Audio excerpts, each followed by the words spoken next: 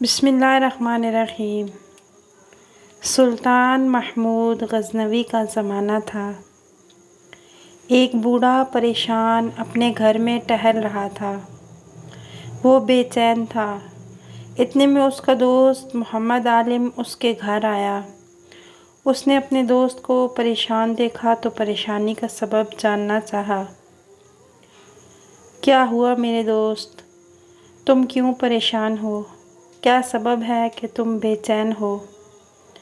اس پر بوڑھے نے کچھ کہنا چاہا، لیکن پھر کچھ سوچ کر رک گیا اور پھر ٹہلنے لگا۔ کیا بات ہے؟ کون سی پریشانی ہے؟ مجھے بھی تو بتاؤ، شاید میں تمہاری کچھ مدد کر سکوں۔ عالم نے پھر اس سے پوچھا، بات یہ ہے کہ تمہیں پتہ ہوگا نا کہ میری بیٹی ذکیہ بہت خوبصورت ہے۔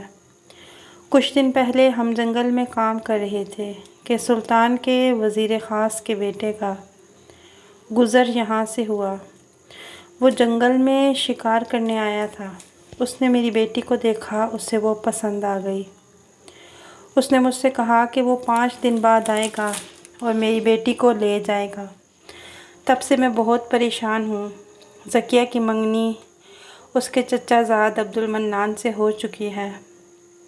اب میں اسے شہزادے کے حوالے کر دوں؟ یہ ممکن نہیں ہے۔ میں شہزادے کو کیسے روکوں؟ مجھے سمجھ نہیں آ رہا۔ شریف کی آنکھوں سے آنسو گرنے لگے۔ عالم نے ہمدردی سے اس کے کاندھے پر ہاتھ رکھا اور بولا، بات واقعی پریشانی کی ہے میرے دوست۔ کیا تم سلطان کے پاس درخواست لے کر گئے؟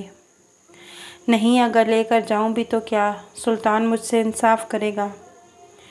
اور جب کہ سامنے اس کے وزیر خاص کا بیٹا ہو، ممکن ہی نہیں۔ بوڑھے نے مایوسی سے کہا، نہیں، تم مایوس نہ ہو شریف۔ سنا ہے کہ سلطان بہت انصاف پسند ہے۔ اس نے کئی غریب اور مسکین لوگوں سے انصاف کیا ہے۔ تم ایک بار آزما کر دیکھو۔ سلطان کے دربار تک تم میرے واسطے سے بہت جلدی پہنچ جاؤ گے۔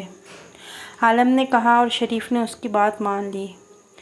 عالم کی مہربانیوں سے وہ اگلی صبح سلطان محمود غزنوی کے سامنے تھا۔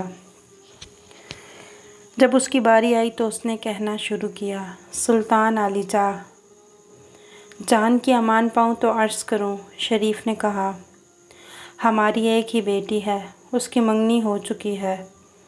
بات دراصل یہ ہے کہ کچھ دنوں پہلے میں اور میری بیٹی جنگل میں کام کر رہے تھے کہ آپ کے وزیر خاص کے بیٹے کا گزر ہوا۔ اس کو میری بیٹی پسند آ گئی۔ اس نے کہا کہ وہ 5 دن بعد میری بیٹی کو لے جائے گا۔ اگر میں نہ مانا تو وہ زبردستی کرے گا۔ آپ سے عرض ہے کہ ہم سے انصاف کریں، اور ہمیں یقین ہے کہ آپ انصاف کریں گے۔ کیا یہ سچ کہہ رہا ہے؟ سلطان کے ماتھے پر تیوریاں چڑھی ہوئی تھیں۔ اس نے اپنے وزیر خاص سے پوچھا تو وہ کانپتے ہوئے اپنی جگہ سے اٹھا اور اس نے لرزتی ہوئی آواز میں کہا، جی حضور، یہ سچ کہہ رہا ہے۔ لیکن سلطان نے اس کی بات کو مکمل ہونے دیے بغیر کہا، سپاہیوں، آج ہی اس کے بیٹے اور اسے قید خانے میں ڈال دیا جائے۔ جو قوم کی ماؤں بیٹیوں میں غلط نگاہ ڈالیں وہ ہمارے خیر خواہ کبھی نہیں ہو سکتے۔ ایسوں کی جگہ قید خانہ ہے۔ سلطان کا چہرہ سلطانی جاہ و جلال سے دمک رہا تھا۔ بوڑھے شریف نے شکر گزاری سے سلطان کی طرف دیکھا۔ اس کی آنکھوں سے خوشی سے ایک آنسو گر پڑا۔